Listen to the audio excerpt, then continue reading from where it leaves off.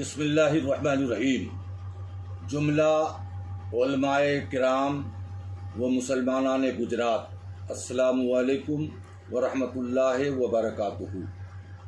میں مفتی محمد شبیر احمد صدیقی، صدر گجرات چاند کمیٹی و امام و خطیب شاہی جامع مسجد احمد آباد، آپ حضرات کو اطلاع دے رہا ہوں کہ ہماری گجرات چاند کمیٹی نے عید کی نماز کے لیے گجرات گورنمنٹ سے اجازت مانگی تھی، لیکن حالات خراب ہونے اور روز بروز بیماریوں کے بڑھنے کی وجہ سے ہمیں وہ اجازت نہیں مل سکی۔ اب اس صورت میں ہمیں آپ کو کیا کرنا ہے، اس کو غور سے آپ سماعت فرمائیں۔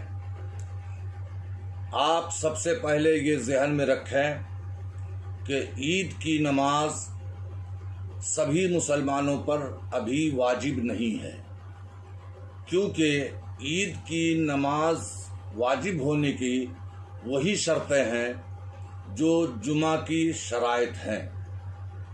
ان میں سے پہلی ایک شرط یہ بھی ہے کہ اگر آپ کو بادشاہ یا کسی ظالم حکمراں کا اندیشہ ہو، خوف ہو، عزت کا خطرہ ہو، تو آپ پر عید کی نماز واجب نہیں ہے۔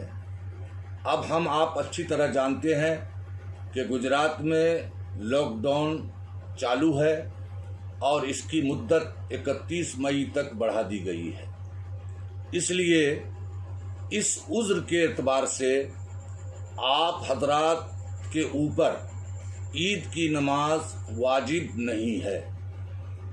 ہاں، مساجد کے اندر جتنے لوگوں کو پڑھنے کی گورنمنٹ کی طرف سے اجازت ہے، اتنے لوگ مسجد میں جا کر عید کی نماز ادا کریں۔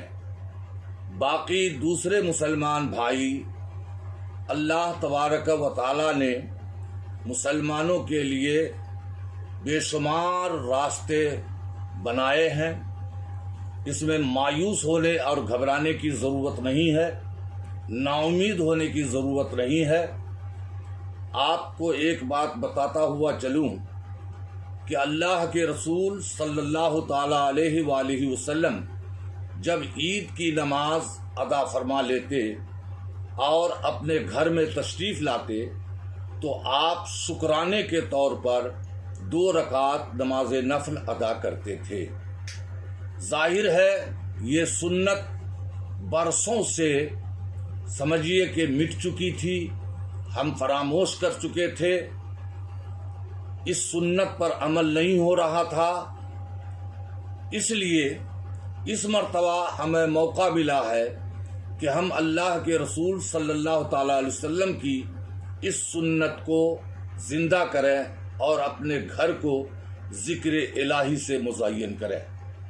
اس کا طریقہ یہ ہے کہ آپ طلوع آفتاب کے 20 منٹ بعد یا 20 منٹ سے زائد کسی وقت زوال سے پہلے پہلے اپنے اپنے گھر میں، خواہ وہ عورتیں ہوں یا مرد ہوں، 2 رکعت شکرانے کے طور پر نماز نفل ادا کریں، اور جب نماز پوری ہو جائے تو 34 مرتبہ اللہ اکبر اللہ اکبر لا الہ الا اللہ واللہ اکبر اللہ اکبر وللہ الحمد، یہ سب مل کر بآواز بلند اپنے گھر میں ذکر کریں۔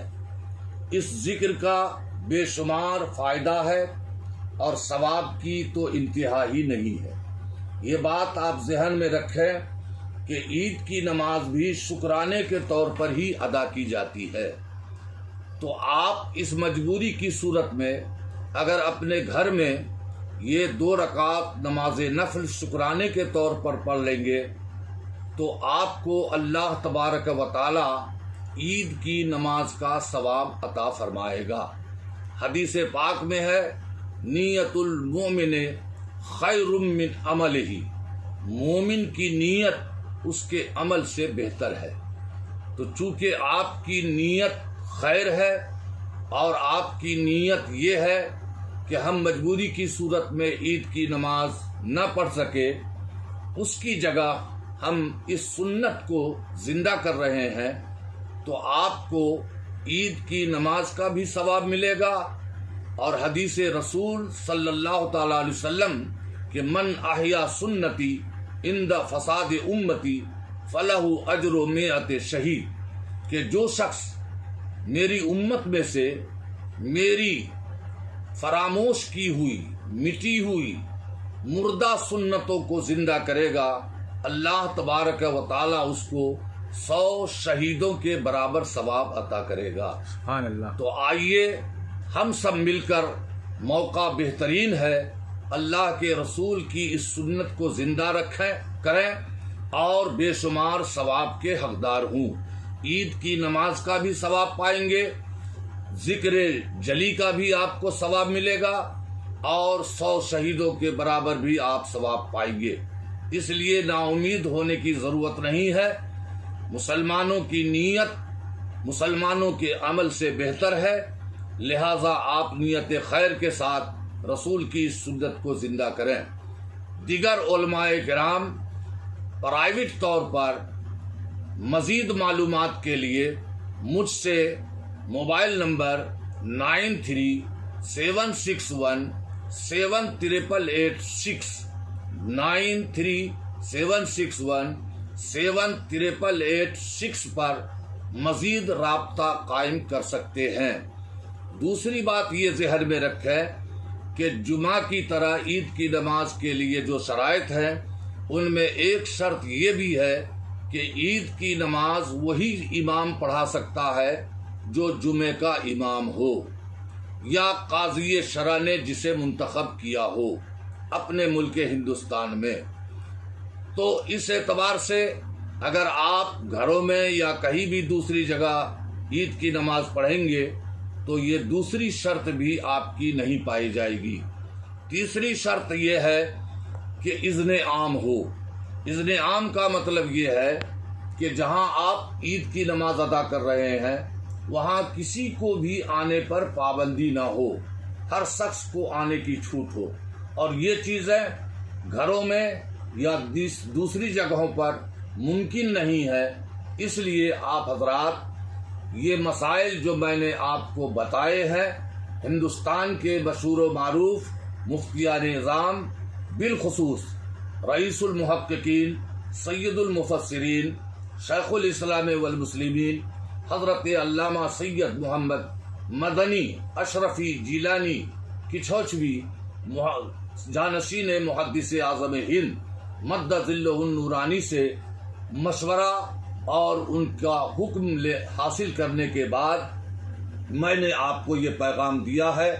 حضرت کا بھی یہی حکم ہے، اور رئیس محقق مسائل جدیدہ حضرت مولانا مفتی نظام الدین رضوی برکاتی، شیخ الحدیث الجامعۃ الاشرفیہ مبارک پور، ان کا بھی موقف یہی ہے، علماء اہل سنت کا بھی موقف یہی ہے۔ لہذا تمام سنی مسلمانوں پر لازم ہے کہ ہم اپنے علماء کے حکم کی پیروی کریں اور سنت پر عمل کریں۔ السلام علیکم ورحمۃ اللہ وبرکاتہ۔